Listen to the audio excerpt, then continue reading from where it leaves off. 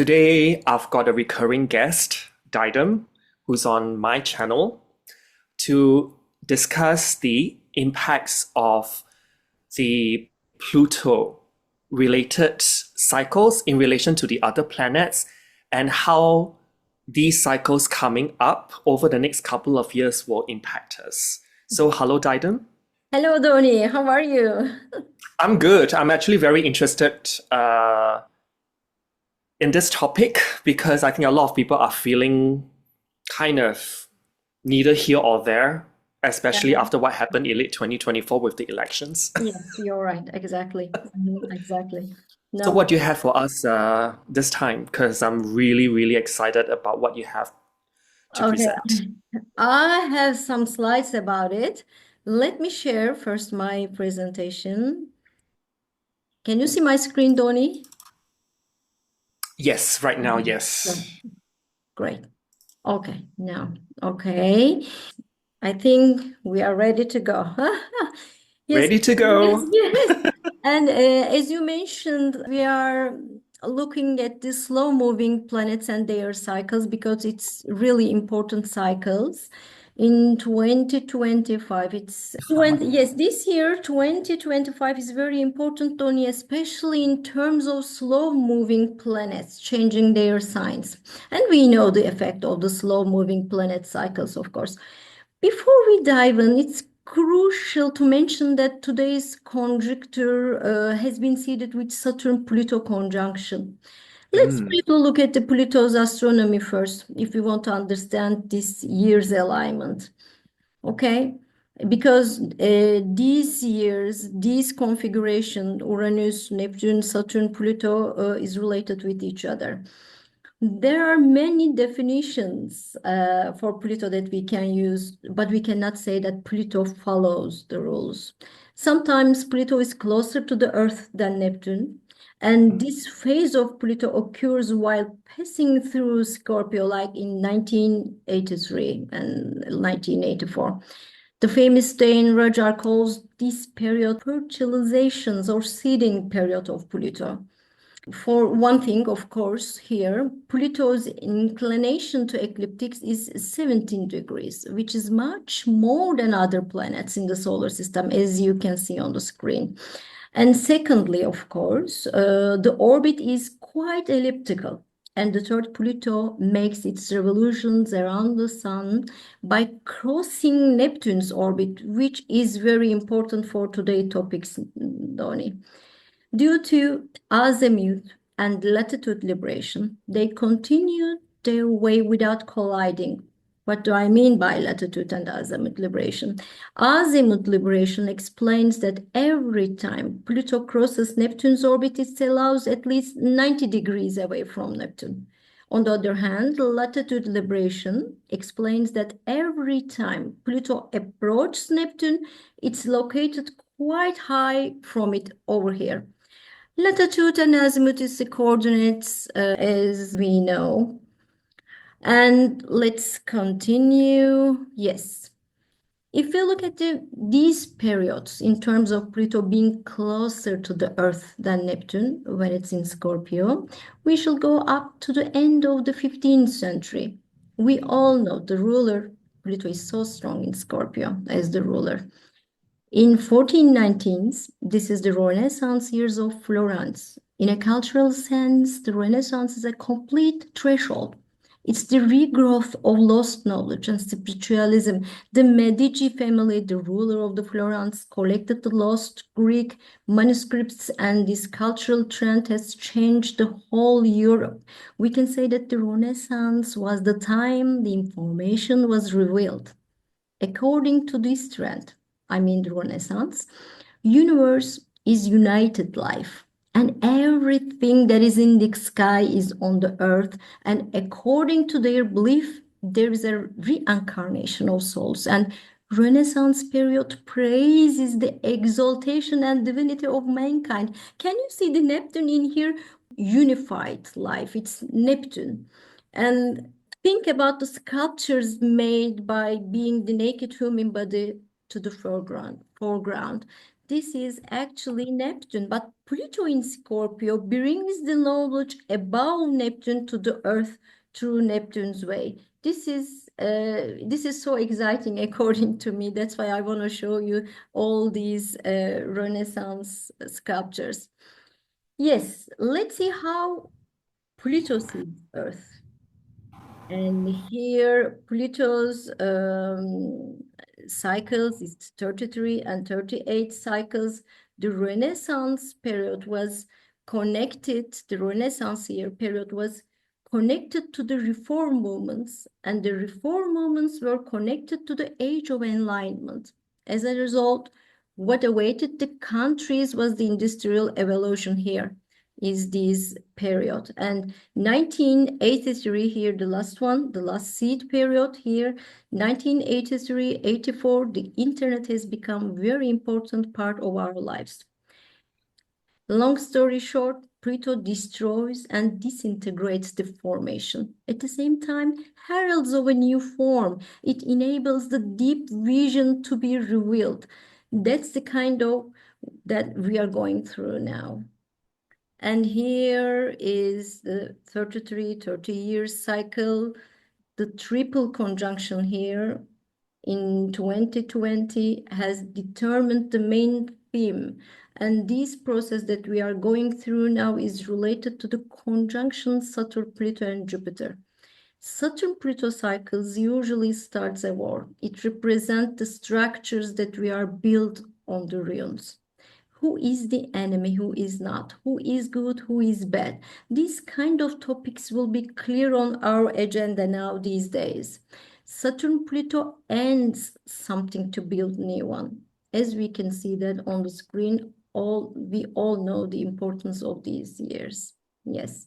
Yes, and 2020, because of the inclusion of Mars and Jupiter triple conjunction, yes. Well, actually quadruple if you add in the orb as well. Yeah. And particularly Jupiter-Pluto conjunction, we've got the largest wealth transfer in history because it occurs in the sign of Capricorn. So transfer from the lower to the upper echelon parts of society. And with Mars, that kind of seeded in like a lot of violence, but also a lot of cruelty as well.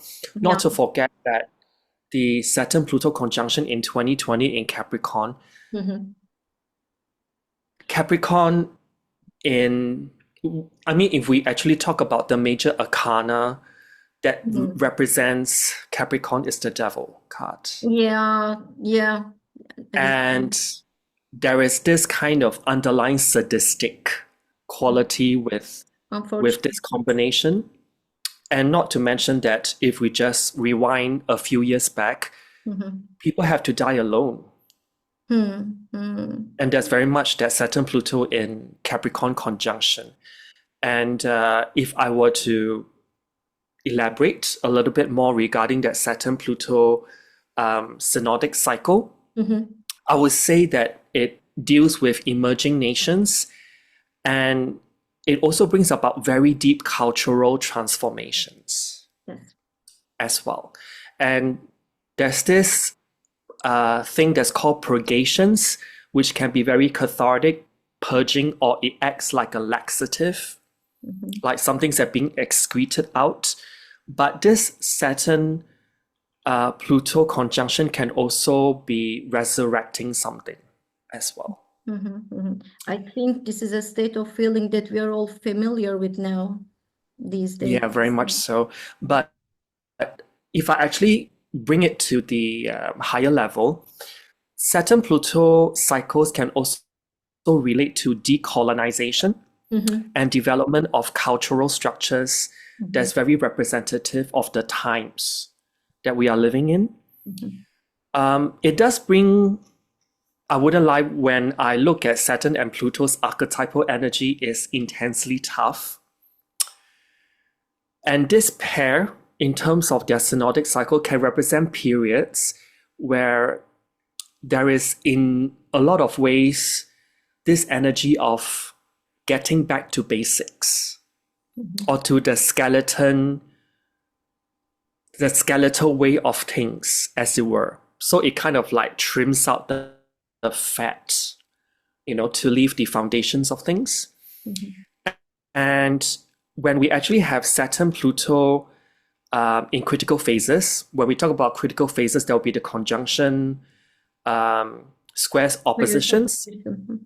But I find that the semi-square is also important as well. That means in increments of 45 degrees. But that is more of like a, what do you call it, like a check-in point. So the main ones are still conjunction, oppositions, and squares. When there's like critical phases of this pairing, Saturn and Pluto, this can lead the collective to perhaps see things in like a black and white manner, so that some form of drastic actions may be taken. When I think about the Saturn-Pluto cycle that lasts from anywhere from 33 to 38 years, this can also relate to the unfoldment of the ordered exercise and administration or imposition of collective compulsive power as well. And particularly for the squares, in this case, is coming up in 2028, I think, when Saturn will square Pluto. This may represent a time where there may be a crisis in authority as well. And I do see that 2028, when the square comes in, when Saturn will be in Taurus. By the way, it will conjunct Chiron. Both squaring Pluto. Oh, that one is a bit gnarly. Yeah. I mean, definitely a lot of political restructuring I can see in 2028, but also there may be a lot of confrontation that may be violent as well. Yeah, unfortunately, yes. And Saturn is organized or organizations. Pluto can be crimes. So there may be a crime organization, a spike in organized crimes as well. When Chiron also comes into the picture in 2028 with that square. Yes. Yeah. Do you have anything more to add to this? To this, maybe we can connect the other slow-moving planets, this theme, because this theme very important. Yes, this is the base ground. It's cruelty, it's war in every phase of the war, and we can understand why we are so suffer in these days because of this conjunction. I recently thought of another Saturn-Pluto synodic cycle, meaning this can be the obsession regarding borders. Fear and obsession, and yes, obsessive compulsive things in the background. Yeah, so you can about nationalistic borders become more and more important. There may be a lot of highlighting towards that, like build the wall to block illegal immigrants. Yeah, we are witnessing new territory, new rules, new communities, maybe new countries. I don't know. We'll see. And let me change it, because yes, this is Uranus, and this Neptune is involving this theme now. And we will witness here Saturn-Neptune conjunction, which is very important in this chart. Saturn-Uranus wants to do something with new ideas, while Saturn-Neptune wants to apply mystical and artistic abilities to the Earth. The energy that we'll begin to feel in the second half of this year, Donny, will be challenging, because Neptune's compassion will be restricted and suppressed by Saturn. Saturn's material world will give us all feeling of limitation and frustration. With Saturn-Neptune combination, we will all try to find a balance between spiritual world of Neptune and material world of Saturn. With the inclusion of Uranus here to the scene, it's not enough to look forward and be unusual. we'll have to find new tools for ourselves. I'm afraid we may jump from one extreme thoughts or situation to another. And Uranus-Pluto, of course, here, Uranus-Pluto, alignment means separation, fear of abandonment, and fear of being swallowed. Because of these kind of fears, it's possible to see echoes of the desire for freedom, liberation, and also possible to see rebellion in various societies, uprisings, demonstrations, fightings, and so on. Look at the world now, Donny. It's so chaotic than it has been for a long time, right? I mean, I was just refocusing back on the Saturn-Neptune Okay. conjunction. Uh-huh. Saturn is audit. Yeah. Neptune is fraud.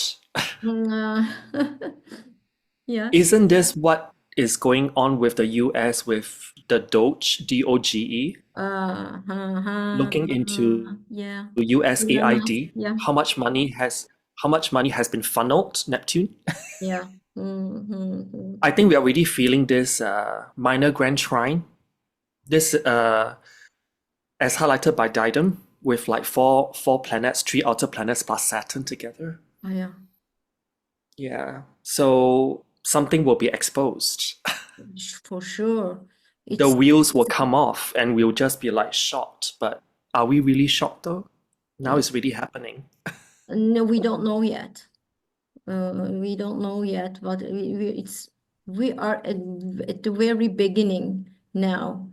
We will see lots of things. And here again, as we mentioned earlier, as planets move into new signs, they force transformation in a way that change our collective views, social structures, and collective consciousness. This year, four of them changing signs, and this process seeks to eliminate everything that prevents us from being ourselves. That's why we all suffer, I think, psychologically. Aquarius, Aries, and Gemini here. Aquarius, Aries, and Gemini, all of them desire to self-actualization, salvation, and evolution for all, especially humanitarian Aquarius. We can look at the broader possibilities that we await us all, and thus the evolution of humanity may be possible with this configuration. How these possibilities will vary depending on the conjuncture in the countries for sure. Every country suffers from their own domestic issues, especially after Trump administration. Lots of countries are on alert. Greenland, Canada, Mexico, Middle East, and others. It's so chaotic, really. Now is the European Union included. Yeah, yeah. How can you imagine? And also we need to consider the elements of the zodiac signs, by the way. Pluto and Uranus transition from Earth to air. And this element, I think yeah, you need to change slides. okay, but maybe we can change here. Yep. Yeah, here. This element presents consciousness and thought, air elements, I mean. Things we cannot physically touch, the air element. The air depresses and accelerates. It encourages us to leave behind what is stagnant and heavy. What is hold us behind as we shift our awareness to greater movement and spiritual expansion. What both of these archetypes remind us is that collective change begins from within each individual. While Aquarius looks to the highest reality and possibility for us all, and Pluto brings to light the shadows and unconscious materials that interrupt our expansion.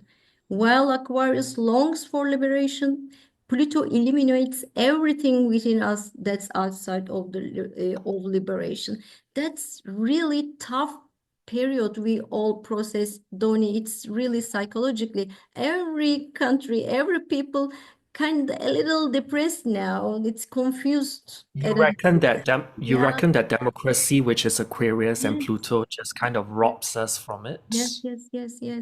Aquarius is the power of thought and words. It reminds us that the future is created with our thoughts. And the sign Aquarius is a portal for the future. I like this phrase, Donny, let me say it. The configuration is collapsing. Yani this configuration, this Aquarius especially, I mean, collapsing time and bringing the future into the present. It's Aquarius, it's a portal sign of the zodiac. Also, it offers tremendous potential for personal growth, encouraging exploration and pushing the boundaries of what we think is possible for ourselves. But unfortunately, I think the hegemon use this symbolism in the wrong way. We are seeing kind of greedy things now, but it is the beginning of this Aquarius, and we're witnessing this kind of shadow thing of all signs, I think. Because when I think about Pluto in Aquarius, doesn't that talk about the very rich technocrats? Yeah. Elon, Peter Thiel, Uh-huh. Jeff Bezos, Mark Zuckerberg. And with that trine to Uranus and Gemini, do you reckon that, at least what's presented to us, is that this illusion, because both are sextiling Neptune, Yes. of individual freedom, but actually we are even more controlled or manipulated. Yeah, because this is the mature part of the sign, because it's immature, it's very beginning. First, we need to feel that suppression, depression, and lack of freedom, and then we understand what we lost, what is the valuable thing for ourselves. I After think my question to you is, will the internet be free after this? in some countries, depending on the situation, we can see that the internet is banned from time to time. Even today, in some places, you have to enter your mobile number or even your ID number to connect to the internet. And this is a proof that we are being watched or tracked. Also, when we connect from our home, all the information is tracked anyway. I'm not sure how much freedom this is. Let's take it a step further. Artificial intelligence also creates information for us from existing shared data. This is a subject open to manipulation in itself. We can't really talk about freedom where there is manipulation, can we? For example, do you need to register your identity, which is Aries, in order to access the internet? And maybe some countries of the world cannot reach. And this is So there's no more being anonymous on the internet. Yeah. Everything will be open in the air in the future, in few years, because Pluto trine Uranus, I'm also and thinking Gemini, with and I'm also thinking with that minor grand trine of Pluto, Saturn, Neptune, and Uranus, that our digital footprint yeah. will be tied to our social credits. Unfortunately, which is not good. Yeah. I think it's my opinion, of course. Maybe No, it's new no. I mean, for generation. me, I know how I feel. So Yeah. I just want to put it out there that this can be that meaning as well. Of course, there can be lots of other meanings, but I just want to mention here that we haven't had this configuration No, not as in yet. the planets in these same signs. Some say for 3,500 years. Some people say we haven't had this for 12,000 years. Some say 26,000 years. But just note that we are all going through this in this lifetime together. And collectively, we haven't experienced this in such a long time. It's Neptune, it's Neptune collective. It's Pluto in Aquarius. Pluto is Aquarius is the main thing. This is the key, I think, in this configuration, all this configuration. Especially Aquarius. Tony, let me show you something. This is, for example, why do I dwell more on Aquarius? Because there has been an emphasis on long-term cycles in the last 3 years. Jupiter-Saturn conjunction. This is zero. Look at that, zero Aquarius. It's 20-year cycle, but it's also the beginning of the 240 years element cycle. Because with this, in 2020, 250-year cycle starts air element starts with this date. And also we see this, it's so interesting. Can you go back one slide? Oh, I yeah. just want to add that Yeah, sure.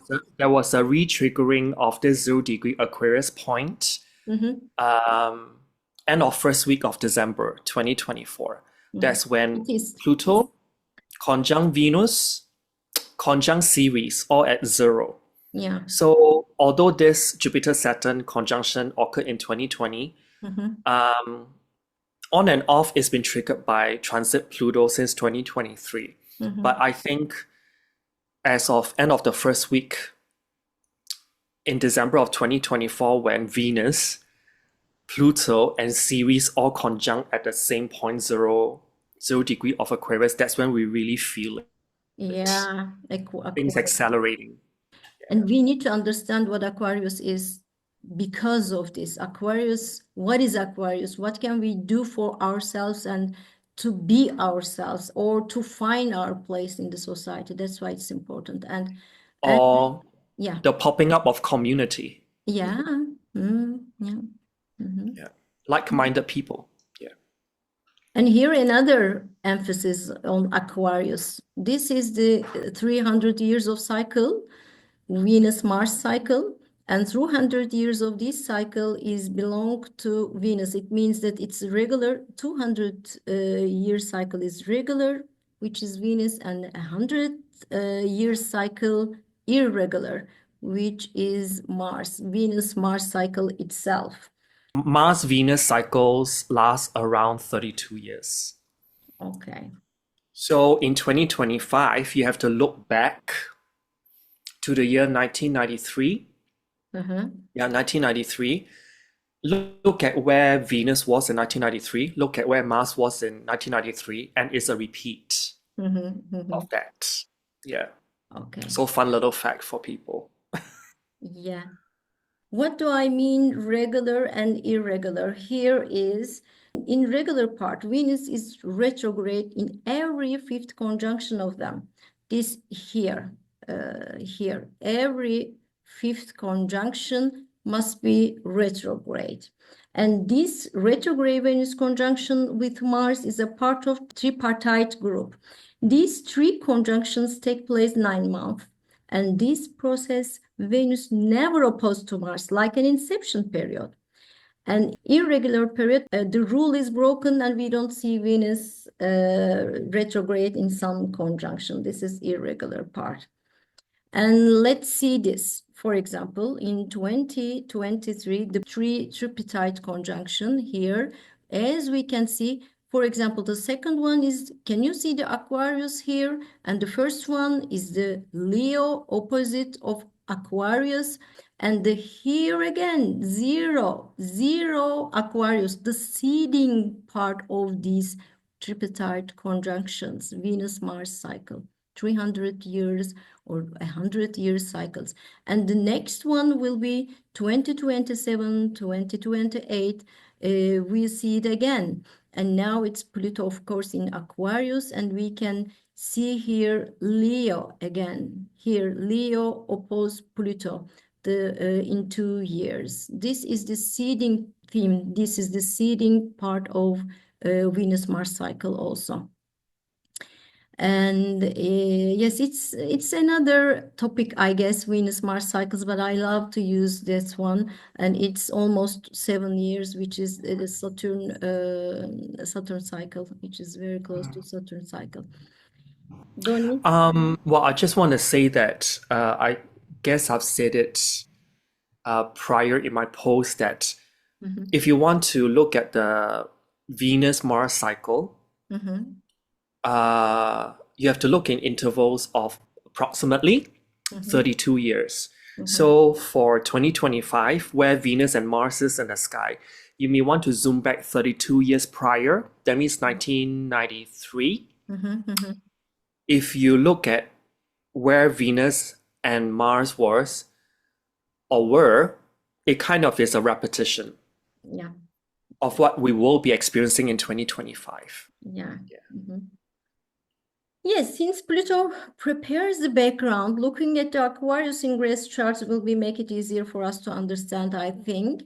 Here is the direct ingress of Pluto Aquarius. See the new moon first quarter and disseminating. This indicates a sequence leading towards growth and development.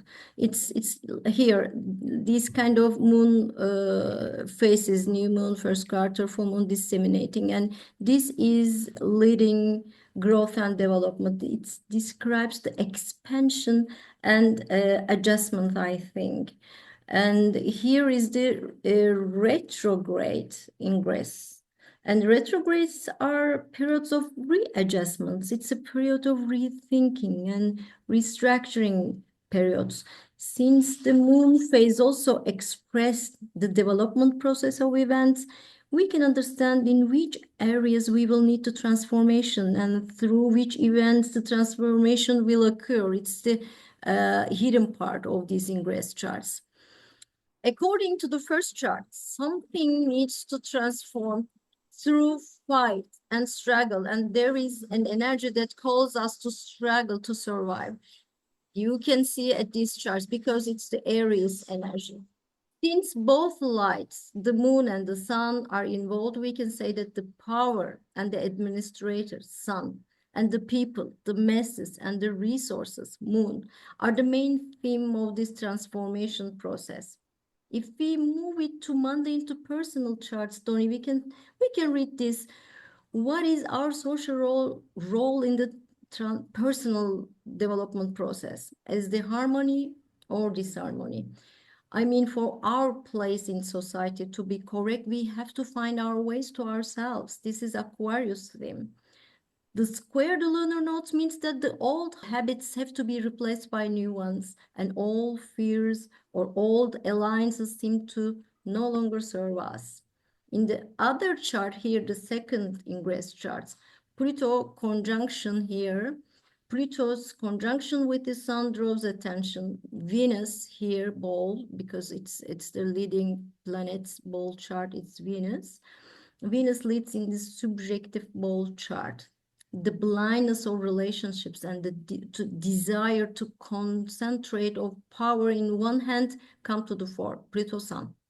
This chart means here, this chart means my desire, my authority, my wishes. This is what I want. In this case, emphasis on relationship because the Venus is the leading planet, or partnership is more important. And the third one here, the other ingress chart, disseminating, means the distribution or scattering of seeds, metaphorically, suggesting that it's the time to share knowledge and insight.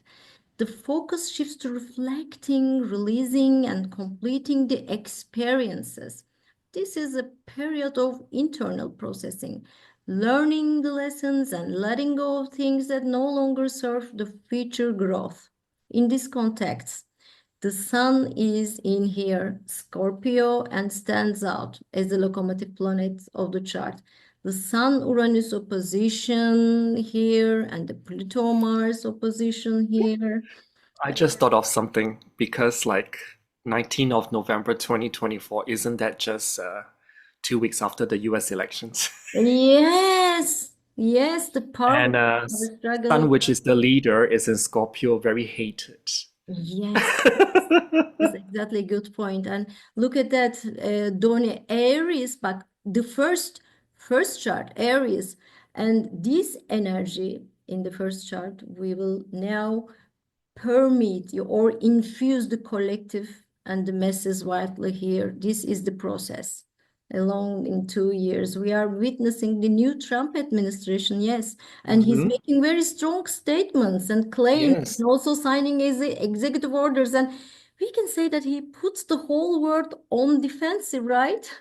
Well, Now, I mean, look at the look at the last chart, 19th of November, when Pluto is direct and ingress into Aquarius. yeah, If you just look at where I've already talked about what the sun is. It's the leader, world leader, yeah. 28 degrees of Scorpio, pretty hated.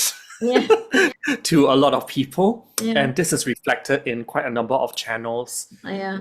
after the election, what they were posting. Yeah. Yeah. Yeah. But more importantly is that um,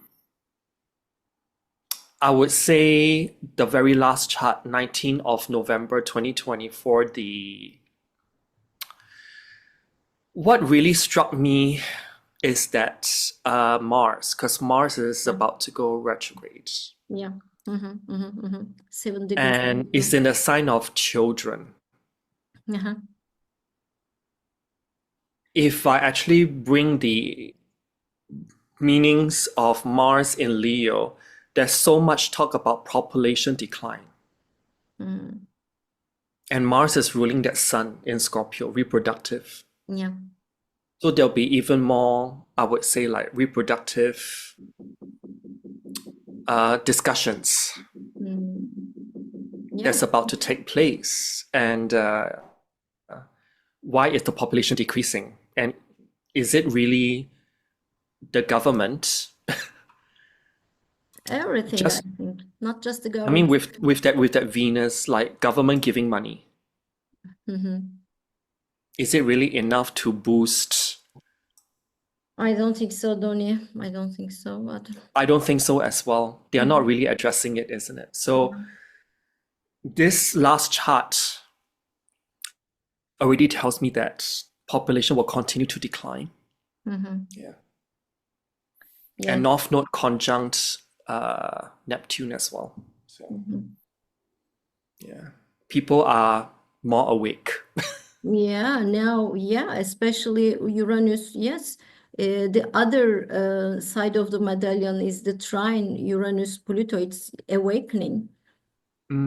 It's awakening. And we have lots of things to do before the awakening. Yeah. And yes, yeah, the long story short, we see the balance of power changing about these ingress charts, and it's possible to say the old rules or hegemon will fight to protect their places, and we now witnessing that, Trump and the other leaders in the country, they're fighting for their chair. Actually, in here in 2023, let me say this before, because these are seeding charts, and we are witnessing the serial civil war approaching its ends in this time last year and 2023, and especially in 2011 when the civil war in Syria started, with Pluto had just moved into Capricorn and Neptune into Pisces. Here again, Pluto changed sign and the others changed sign, and the war has reached different stage with this transition to Aquarius in here 2023. And we are seeing different scenario in here also, besides Syria, the Israel-Hamas war, and Russia, Ukraine, and also Russia's easy withdrawal from Syria brings to mind the possibility that some negotiations were made in the background, right? Because we are now watching the Russia-Ukraine war has come to another stage. And this is kind of Pluto. Pluto is... Well, I mean, if I were to be honest, can we look at the 19 November one, the very last one? Okay, here. To the right, yeah. So it's this one. Because I've been reading about the developments, China has got the moon in the very early degrees of Aquarius. Pluto transit now. So right now, how I'm seeing is that the key thing is now Russia is hinging on Russia, which is linked to very much Saturn-Neptune cycles. This year, later on this year, we're going to have not exactly conjunction, but they're so damn close together for a good chunk of time. I did say in my 2025 forecast that there will be a narrow window within 2025 to conclude this Russia-Ukraine thing. It's for But what is the main caveat or things that's operating in the background? US is trying to flip Russia against China. That's the main motivation. Yeah, it's Because Russia and China are not actually friends. They are more like in of course between, like they're enemies, aligned. like Yeah, no friends and enemies at the same time.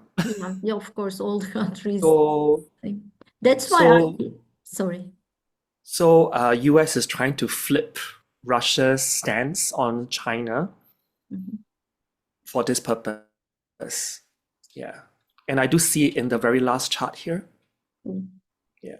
Here, Venus, the second ingress charts. That's why the relationship and alliance will be very important in this term. Yes. And because the very last ingress chart will be the one that sticks with us for until the middle of 2040s. So I'm focusing on this chart because we have just experienced it. And I can see a whole bunch of stuff. But most importantly is that Mars is about to go retrograde in the 12th. At least, well, set for your location in Turkey, but that Mars that's like very slow in the sky is even more important to me. Yeah, it's moving so slow. Yeah. And of course, Uranus is on Algol. This is Algol fixed stars with Uranus. So Sudden change, sudden change and sudden separations and breakups. And what Algol is also about the guillotine. So heads will roll. And Algol is also alcohol and people losing their heads. So it's almost like it's a pretty what do you call that? Tense configuration. Yeah. Yeah. And then with Neptune sextiling that Uranus, people may choose to ignore it or pretend all is fine. Yeah. And Uranus and the Sun opposing each other. Yes.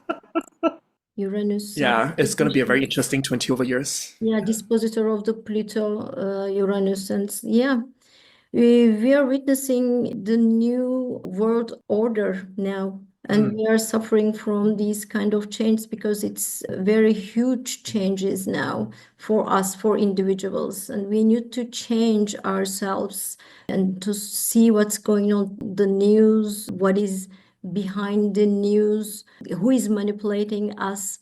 We don't know anything about this in these days. We have to be skeptical also. I can say that. And then with that opposition, a lot will be revealed. But with that Sun and Uranus both forming supportive aspects to Neptune, it's still a bit hard to see through all the smoke and mirrors. Yeah. This is all I can say. And of course, in 2025, we've got the upcoming Venus star point at 2 degrees, 39 minutes of Aries that will be activated by Saturn and Neptune. Yes. But also Uranus, also Pluto. All of them. That's why I'm telling it. It's very important. And if this is not Aquarius age, what is it, Tony? Well, because the Venus star point will be in Aries, so I'm really paying attention to Mars transit in the sky. And Mars, it will hit the beginning degrees of Libra in August. So if I just plot where Mars your screen, Donny? Do you want to share your screen? It's good. I'll just okay. So Mars will be here in August. So August represents a very, very important time. Yeah, kite. A kite. Yeah. With Mars over here opposing Saturn and Neptune. I always say that it will be in the first half of August, and that is the highlight of the year that I want to mention. Yeah. because the ruler of Aries is Mars, so I'm paying attention to Yes, where Mars is in the sky. exactly. Yeah. Even before the Venus star point is going to be formed. Now he's in retrograde. It's even more important actually. We are feeling the impact of this Aries Venus star point much earlier. I think it's all I can say about these now. Donny, if you want to add something to add. Yeah, I think I'll just kind of share what I shared with Didem a bit earlier. I mean, this is just to, add some points of interest Mhm. to the audience. This author, Ingersoll Lockwood, he has written a trilogy on this character that's called Baron Trump. So I find this very interesting. Mhm. And of course, Baron Trump was in the White House from 2016 to 2020, and now, he's off to study in university in New York City. So I wonder if certain things are predestined, or are they just, how do I put this? It's all a simulation. So there's not one but three books surrounding like this character called Baron Trump from this author. Lockwood. And if I were to move forward to look at this author, Werner von Braun, he has written a book called The Project Mars in 1952. And if I actually zoom in to look at what this book is about, it's about living on Mars eventually on a collective level. And there's this very interesting figure that's called Elon. And now we have this character called Elon that's so prominent in our face. And it's actually written here like, the interest that's surrounding this book because of what's been going on. If I actually look at the whole picture, as in go through the charts of the Trump family and also Elon, I found certain things that's very telling. And this is linking back to what Didem has presented earlier regarding the Saturn-Pluto cycle, in which I have elaborated as well. Perfect. So let's start off with Donald Trump's chart. If we actually zoom in on Saturn and Pluto, Saturn is in the sign of Moon, Pluto is in the sign of Sun. So the ruler of Saturn and Pluto is forming a close to exact full moon. In this case, it's a total lunar eclipse. So you can see how from Sun and Moon, we can see this cycle being so prominently featured in his chart. Now let's look at Baron Trump's chart.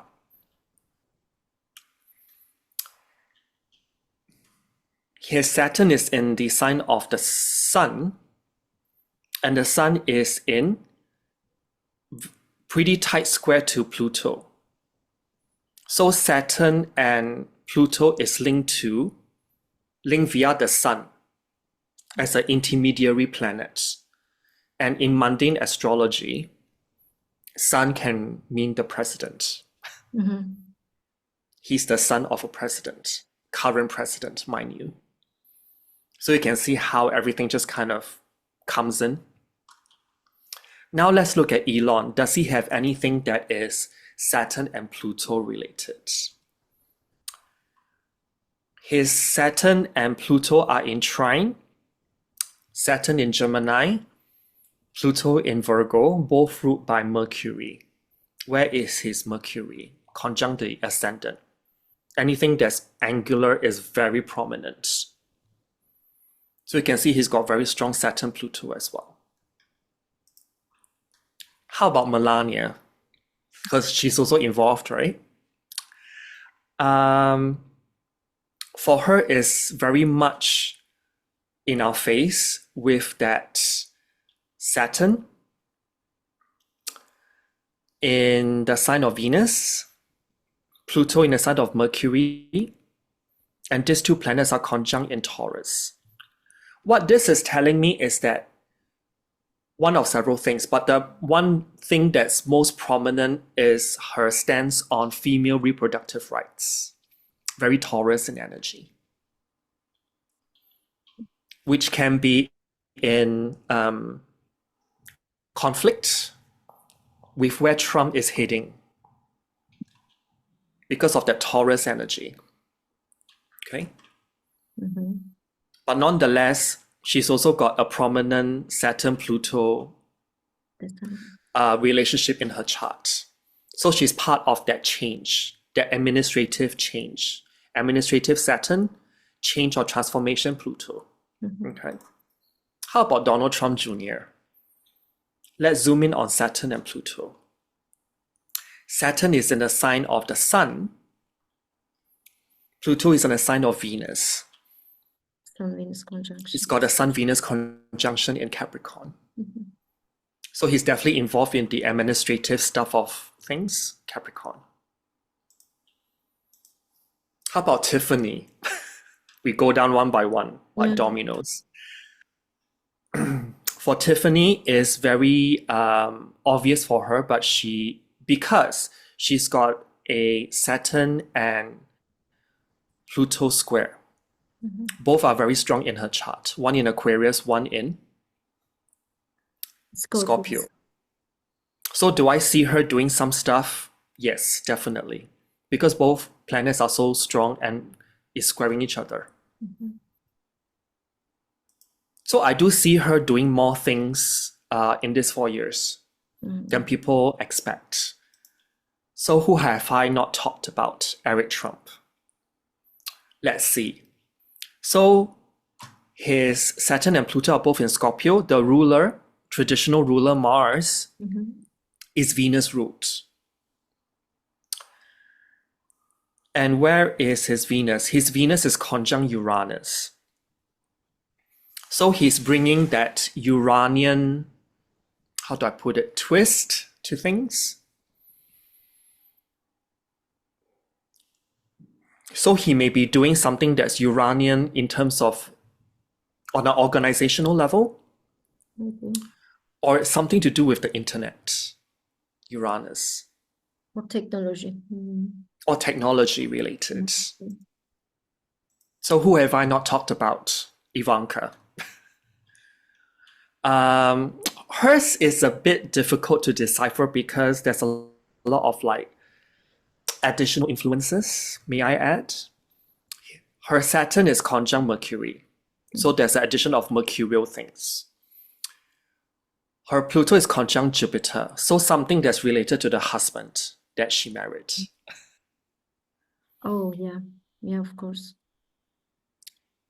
All 4 planets are in the sign of Libra. So we got to look at Venus. Venus is conjunct Neptune. Glamour, Neptune. But Neptune can also be fraud. Yeah, the delusion. Taking bribes is also Neptune. Taking bribe. Taking bribes, taking money under the table. Mm-hmm. So I can't really decipher her without talking about her husband. So I just want to let people know that there's Jupiterian, Mercurial, and Neptunian influences. When we talk about her Saturn-Pluto influence that's on a family level. Although Elon is not a family, but it looks like he's family. Yes, yes. Already, you know, Of course. at least what he's doing, you know, for the administration now. Mm-hmm. So you can see how all these people are tied within this whole strand of Saturn-Pluto influences. I mean, there's a software in SolarFire that's called Jigsaw, I think, that you can enter all their charts and you can analyze them as a family unit and see the intensity of this Saturn-Pluto influence that they will carry individually. But I just want to say that this Saturn Pluto influence can also create, how do I put it, other upcoming influences like mass unemployment can be linked to Saturn-Pluto cycles, economic downturn and depression, austerity and plain misery, at least for some, okay? And the one I mentioned earlier regarding stronger borders, strong nationalism, and immigration difficulties is already happening. Yes. This is linked to Saturn-Pluto cycles. Something about exposing governmental and institutional abuse of power with accompanying harsh punishments, potential violations of human rights. But it also talks about a potential decline in civil freedoms and basic civil freedoms. I think we're already seeing that with, like, on a global level, you can see governments tightening up. It's always about what Big Brother wants for the people. This is very much seeded back in 2020 with that conjunction point in Capricorn, by the way. And increased use of propaganda, monitoring, and secrecy. Yeah. Espionage. It's also Saturn Pluto as well. We are seeing more of that coming through. But if I were to look at the sign conjunction back in 2020, where Saturn and Pluto met in Capricorn, Less agrees. Capricorn is not a very progressive sign. What this is telling me is that we will be experiencing in this 33 to 38 years, because that's how long the Saturn-Pluto cycle is, there will be this increase in conservatism and the far right as well.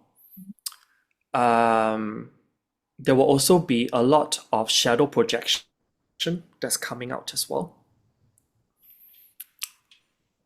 But on a more physical level, Saturn-Pluto conjunction in Capricorn, this is also telling me that there can be potentially more damaging earthquakes. Oh, yeah. In the mundane level, and there may be also epidemics of harmful illnesses as well. On top of that, genocide, ethnic cleansing, terrorism, Pluto especially, terrorism, yeah. and extremism as well. On top of the usual conflicts, it will be something that will be, I wouldn't say that we will be desensitized from it because it's so common, but these are some of the themes that I want to bring out. Yeah. So this is what I have. Yeah. So very interesting. Like a lot of Saturn-Pluto stuff going on with this administration. Yeah, Pluto, Neptune, Uranus sextile, Neptune, these all configurations, all of them, it's familiar with the World War II actually, unfortunately. Yeah, we will see lots of things in these years, Donny. It's just the beginning, I think. It's just the beginning.